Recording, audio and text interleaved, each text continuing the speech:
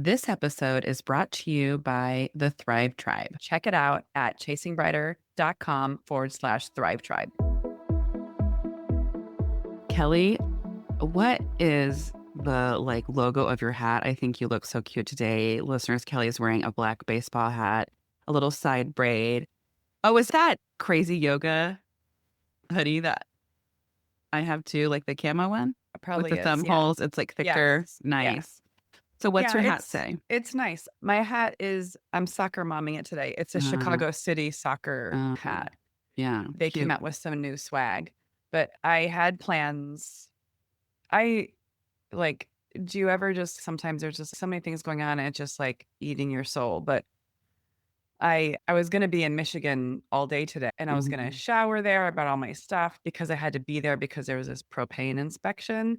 mhm. And so I drove there last night. I got there at like midnight.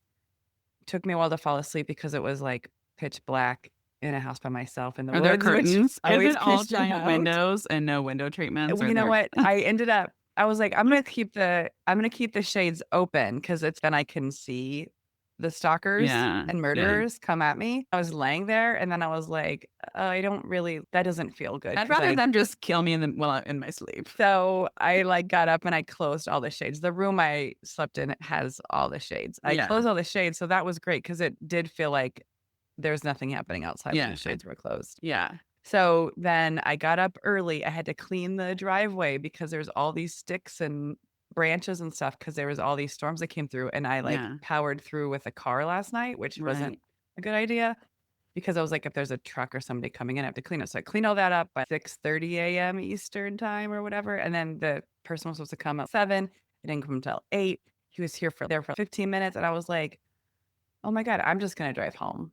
Because I would rather be home for this recording Yeah, and just all the things I yeah, had, and I didn't wanna deal with I was dreading the traffic thing anyway. yeah, So, yeah, so no, I just came home and I had you know how it is, it's just craziness. There was a seafood delivery because I found in my neighborhood, Jess, there is a restaurant seafood distributor. It's open to the public, mhm, and it's within a couple blocks. It's free delivery for me. yeah. Jesse, I That's got nice. a huge it's gotta be, like, 18 inches long, huge piece of salmon, like, better than Costco for Mhm. $50, Yeah, which yeah. I think was really, really Is cheap. it Anyway, totally de-skinned or is half the side have skin yep, on it? Or de-skinned, deboned, okay. it's a huge piece, and it's Yeah, fresh. yeah, We also can get fresh sushi grade tuna because 'cause we've been doing poke yeah, bowls. yeah. And then anyway, they had just delivered that, so I was like, "Oh, crap, I gotta unpack that, unpack the car." Came here, you were like, "Where are you?" And I was like, "Getting set up," but I was like, It wouldn't be unusual for me to be on the wrong link. That's why I was checking. Listeners, sometimes I'm on the wrong link. but I think where I get so frustrated with myself is that I have these, like, really intense periods of time that I've inadvertently created for myself. And then I have other periods of maybe some downtime, but it's like multiple days later, like Mhm. really intense days of like a lot of stuff running. Like I'm going to hang up here. I'm going to go order sandwiches for Wes's baseball game because I told him I would do it. It's our last game, maybe. And then it's like this and that. You're running to this and that. And then the next day, I have a couple hours of downtime. And it's really hard. The balance part Yeah, of figuring out sometimes where you have the like less crazy days versus the more crazy days. yeah, You feel yeah. like that yourself? I feel I know ahead of time what's coming, and so I try to adjust accordingly, and mine has been work-wise has been, a really busy week and then not a busy week, and then we'll know, okay, there's a game. Like, Gio's team is still in the playoffs, and so that's still crazy, and that's why I think also what you're talking about is we're in the midst of Maysember, which is what people are joking about, where it's like December without the fun and gifts, and it's just so crazy and insane, and so, yeah, just That's taking it because in for some stride. places in the US, May is the end of the school year. Yeah, Is and that what you think? not just because things are winding down, so then you have everywhere, even if school ends Because in we go to June. school basically Right. mid-June, so But it even though hasn't you hit us go yet. in June, like, you still have, like, your hit right in the middle with Memorial Day, like, everyone has Memorial Day, and then you've got just winding down everything. I don't know when Spring Little League ends across the country, but I would assume it would be in May. Or maybe they don't have Spring Little League. You guys had Spring Little League. Did the boys play Little League of any? The baseball season up until high school starts in April and ends in July. Oh, Beckett does his spring season for soccer ends early June. yeah.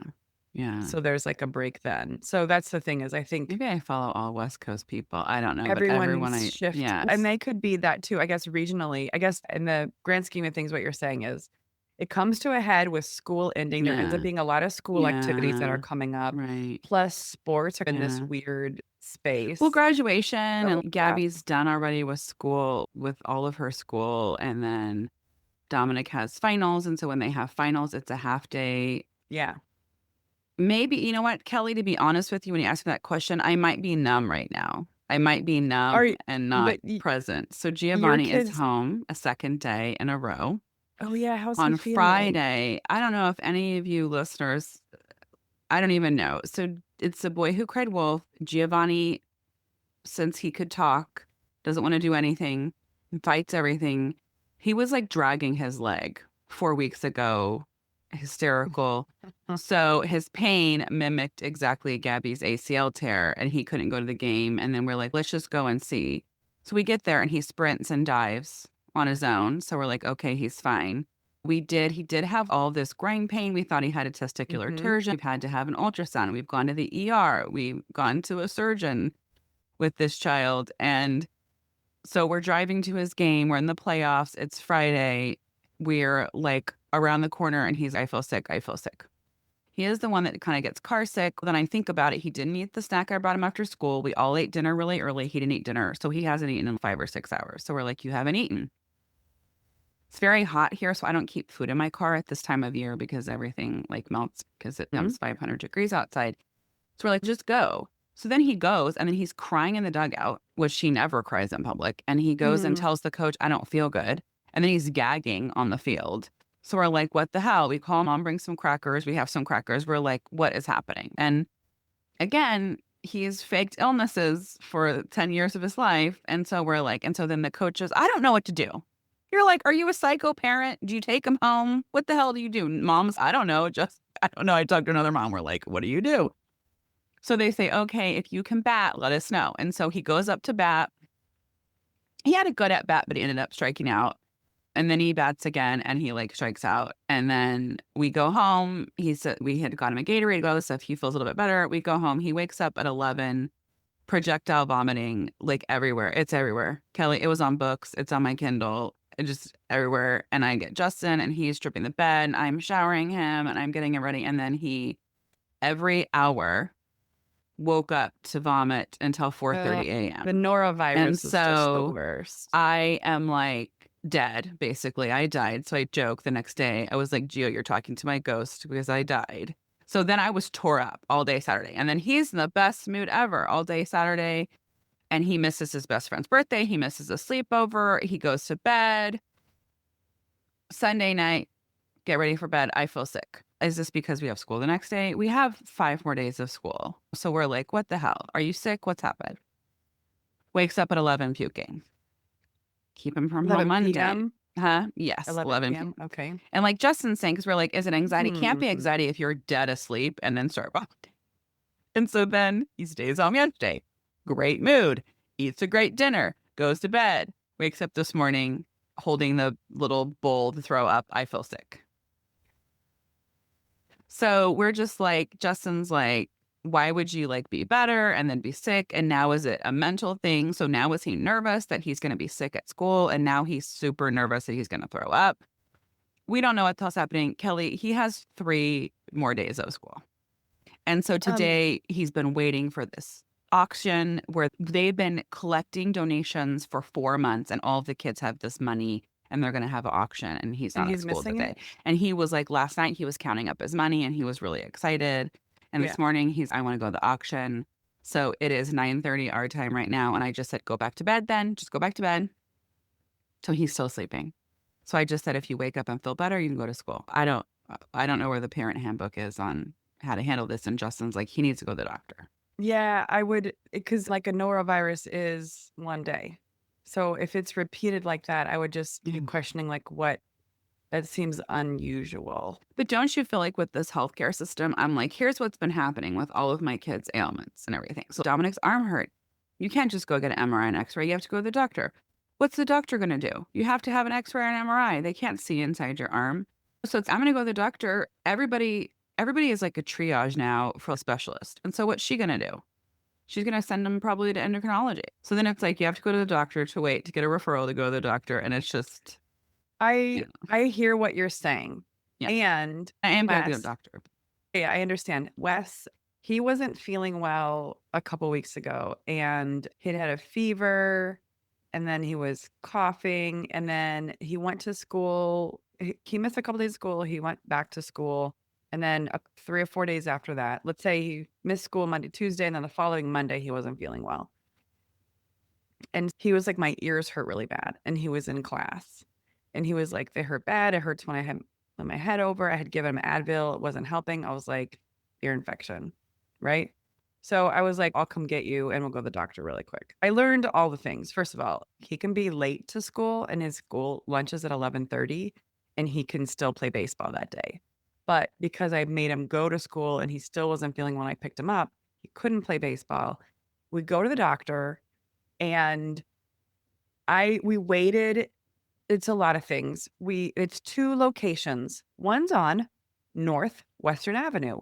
One is near Northwestern Campus. So when I called and I said Northwestern, they thought I wanted Northwestern Campus and not Northwestern Avenue. So when I got into Northwestern Avenue, they're like, "We don't have you here. You're in the wrong location," which is another 30 minutes away.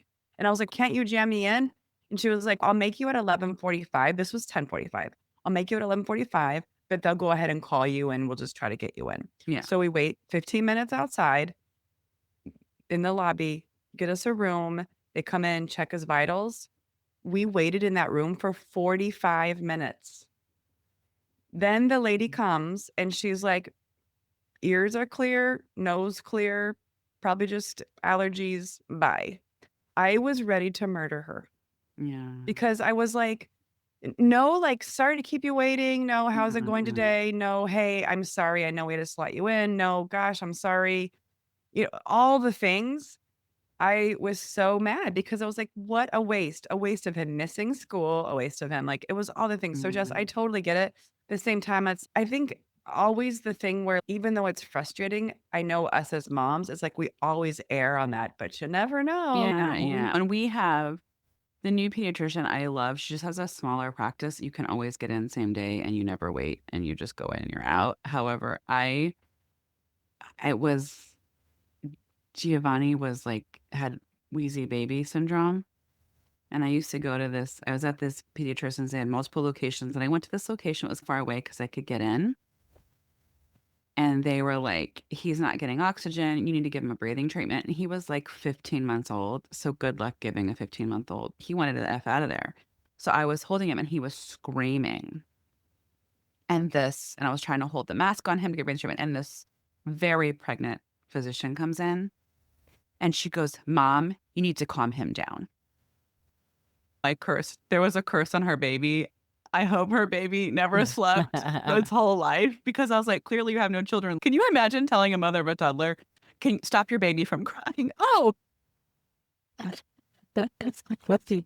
What about that? Oh, I'm sorry. I love my child screaming in my ear. And I don't know.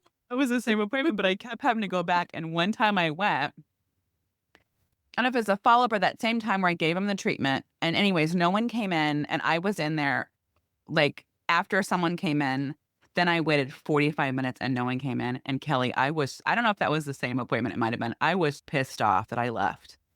I took him and left. And then they were calling me. The office was like calling me. And I was like, F everybody. I I'm think I'm never going going back to, there. yeah, I think I'm I actually was going to so angry.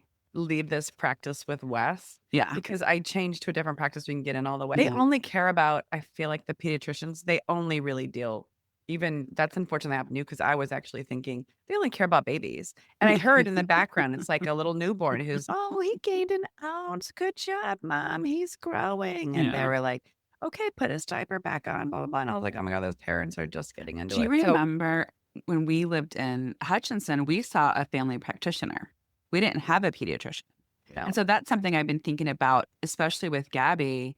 Like a lot of women only go to their OBGYN.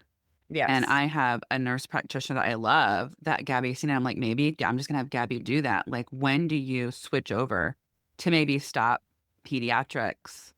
You know what I mean? Gabby's 17, I think it's like technically like, 18, but I think to your right. point, like, we don't have a relationship with anybody because Mhm. it's every practice we've ever gone to. At the beginning, you meet with the doctor, but after that, you just Yeah. get who you get because they Yeah. don't have flexibility. And like the woman who I love, who we moved practices with her, Yeah. 'cause we originally had her at a different Yeah. practice. She works like 3 days a week or 2 days a week, and she Yeah. works till 4 o'clock and Mhm. 10 to 4 or something, and you can never get into her. Or they So grow. Like our practice, like when the kids yes. were really little, they really grew so much. And I have to laugh. The pediatrician, it's so funny how things have changed. But Dominic was always almost like off the charts on his size. And it was just, dude, he had breast milk. It's like I was giving him burgers or Twinkies. So they'd be like, his weight. And I'd be like, okay, he's 9 months old and has breast milk. I don't know what to say. So she was always on his weight. And she was like, you need to switch when he was like 2, 1% milk, mom, 1%. He shouldn't have whole milk. And then now they say whole milk. So it's just how they change things. But anyway, she had a baby and then became a mother. And then I saw her and she was like, my son never sleeps. He never, because I remember her telling me, like, you need to put him to bed and just lay him down. And she had all of this advice. And then she had her baby and she was like, it's been 15 months and he never slept. I was like, Yeah, yeah, I they agree. freak I you. love it's like you find certain doctors though that you really do Yeah. and then they like you're saying, it grows and they go away or they become wildly popular. Yeah. I have friends that go to doctors in the suburbs, like really far away. Let's say in my world, it Yeah. probably means 25 minutes, but it Yeah. feels farther that they just have always gone to the same people. And I get that now because like I try to live, I try to create a life of doctors that are within like a 1, 2 mile radius because I don't want to deal with traffic. Yeah. But in order for me to do that, I'm sacrificing a Yeah. relationship with the Yeah. doctors. I So our new the pediatrician, so after we left that practice in a rage, I tried someone else and then I didn't know what to do. Then it was like the pandemic, right? So it was like a good 1 to 2 years where maybe we didn't go to see a doctor. And then the person that I go to, her husband has a thriving practice. They built a building and he's on the first floor. And I think this is all assumptions by Jessica. I've created a narrative where it's really busy downstairs and they have all of these other services and ancillary services and all of this staff, and then you go upstairs and it's her office, and I've mm, never seen another patient. And so I feel like she just goes, "I'll work a couple hours."